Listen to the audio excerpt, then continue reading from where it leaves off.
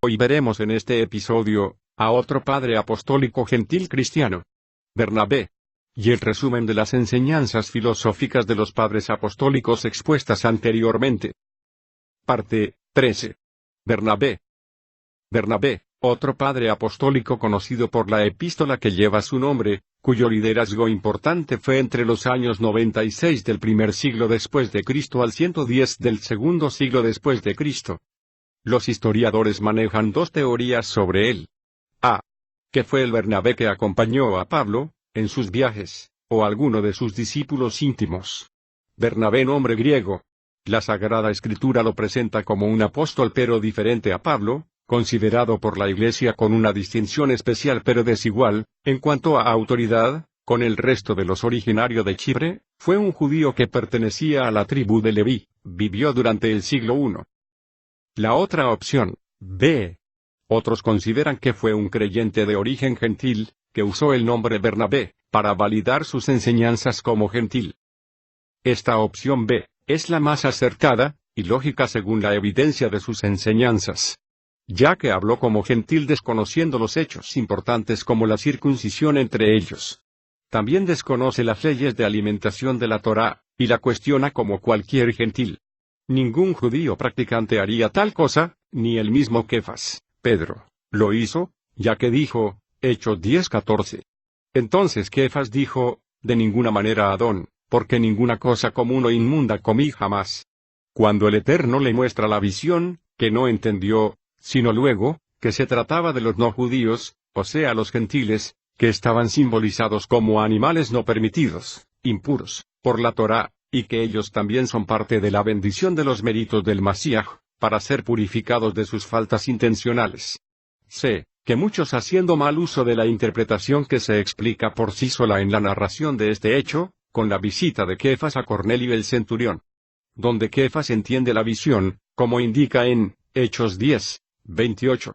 Vosotros sabéis cuán abominable es para un varón judío juntarse o acercarse a un goí, o sea, a un extranjero, un gentil pagano, pero a mí me ha mostrado Elohim que no llame común o inmundo a ningún hombre.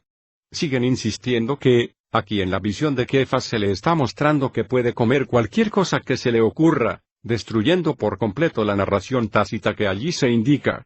Más información sobre esto en el estudio, ¿vino Yeshua como el Masíaj a abolir la Torá? Ahora bien, teniendo toda esta evidencia podemos decir, que este Bernabé no fue el que acompañó al Saliajo enviado Saúl o Pablo a los gentiles, ni tampoco era judío, sino un gentil que usó como sobrenombre Bernabé, para validar sus escritos, o simplemente era otro hombre llamado Bernabé. ¿Qué enseñaba este hombre llamado Bernabé, o que se hacía llamar Bernabé? Bernabé utiliza el método alegórico según su propia interpretación, para explicar las escrituras hebreas, y se nota la influencia en sus pensamientos. Por ejemplo, el mandamiento de no comer cerdo, fue interpretado por el autor de la carta como una prohibición a los cristianos de juntarse con personas que actúan como los cerdos, y no de comer cerdo. El mandamiento de la circuncisión significa para Bernabé la del corazón, la de los oídos, pero no la de la carne física. Y según este Bernabé, un demonio fue el que dirigió a los judíos a entenderla como circuncisión en la carne y no como la del corazón, entendiendo entonces según Bernabé que los judíos actuaron endemoniados para comprender la circuncisión en la carne. Bernabé dice además que Cristo es preexistente basándose en el análisis de este texto. A quien dijo desde la fundación del mundo, hagamos al hombre a nuestra imagen y semejanza. Según Bernabé, el Cristo es preexistente y tomó forma humana con un propósito central, condenar a los judíos por haber perseguido a los profetas. En otras palabras, Bernabé quiere decir que Cristo sumó todos los pecados cometidos por los judíos, y cuando llegaron al límite, tomó forma humana, de hombre, para pasar cuenta y hacer justicia a los profetas. Y una vez condenados los judíos, Cristo entonces cumplirá su más sagrada misión: darse a conocer a sí mismo a la humanidad. Comentarios: no hay evidencia de un concepto de Trinidad claramente establecido en la epístola de Bernabé. Y se hace hincapié, que fue un creyente de origen gentil, que usó este nombre para validar su enseñanza antisemita. Por lo tanto desechamos la teoría que fue el Bernabé que acompañó a Pablo, o algunos de sus discípulos en sus viajes. Muy bien, Entonces, habiendo oído sobre estos 4 llamados padres apostólicos, cuya información ha llegado a nuestras manos, vamos a hacer un resumen de los elementos más importantes a considerar en la historia de la doctrina de la Trinidad, venida del período conocido como padres apostólicos. Resumen: 1. Cristo es el Espíritu Santo, enseñanza de Clemente de Roma. 2. Cristo es la voz que viene del silencio, enseñanza de Ignacio de Antioquía. 3. Cristo es preexistente, enseñanza de Bernabé. 4. El Espíritu Santo es el preexistente, no Jesús, pero debido a su obediencia al Espíritu, Dios le hizo Cristo, enseñanza del pastor de Hermas. 5. Cristo y el Espíritu Santo es la carne y la Iglesia, enseñanza de Clemente de Roma. 6.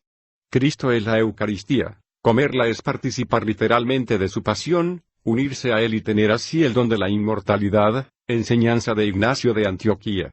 7. Cristo estuvo presente en el trabajo de la creación, enseñanza de Bernabé. 8. Cristo no estuvo presente en el trabajo de la creación, solamente el Espíritu Santo, enseñanza del pastor de Hermas. 9. El Espíritu es la Iglesia, enseñanza de Clemente de Roma. 10. La verdadera Iglesia es la Iglesia católica, enseñanza de Ignacio de Antioquía. 11. Cristo vino para condenar a los judíos y darse a conocer a la humanidad, enseñanza de Bernabé. 12. Obediencia a Cristo aún más allá de lo que es nuestro deber, traerá mayor galardón de gloria al creyente, enseñanza de Ignacio de Antioquía. ¿Les parece conocidas algunas de estas afirmaciones?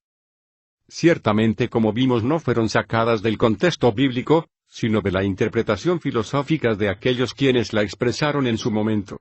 Como vemos, el debate acerca de la identidad de Jesús ha comenzado, sin embargo no podemos afirmar que los padres apostólicos conocieran tal cosa como doctrina de la Trinidad, aunque la influencia de ciertas corrientes filosóficas, platónicas, helenistas, gnósticas, etc., son evidentes en sus escritos.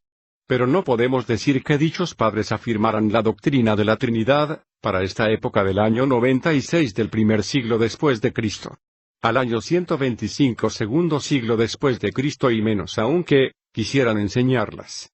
Sacando estas conclusiones de los padres apostólicos, nos dirigiremos entonces en la próxima parte a los padres apologistas, para ver si en ellos se afirma, se construye, y se enseña la doctrina de la Trinidad.